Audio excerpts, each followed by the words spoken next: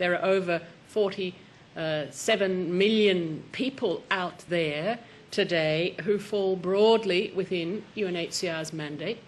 These are refugees, these are internally displaced persons, these are stateless people, people without an effective nationality, and they're people eking out a living, trying to return to their own countries, countries still in transition, still in a war-type situation, where the chances of a sustainable and durable return for these people is very, very limited.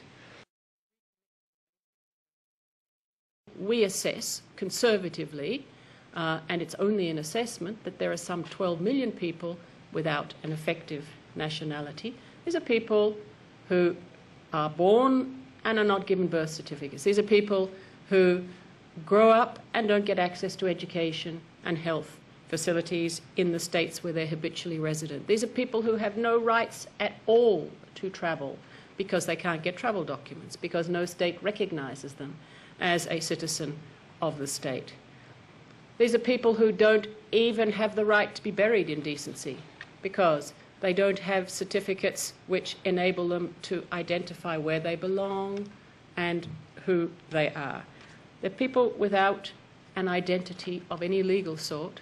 They're people in the shadows of the countries they live in and in the shadows of the international community's interests in them. Libya is generating large internal displacement inside the country.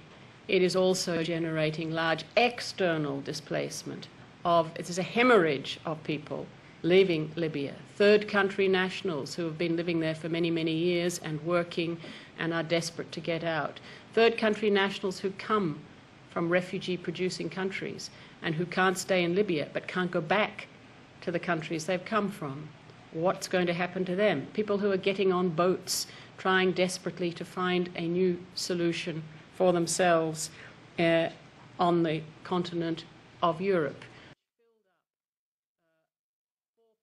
Our 60th anniversary is going to give us the opportunity to ask states to recommit themselves to the principles they signed on to 60 years ago and which have become increasingly irrelevant when it comes to states, not irrelevant to the problem, they are desperately relevant to the problems, but they are irrelevant when it comes to many states' management of the problems. And that's the concern to us. We want states to recommit to the principles.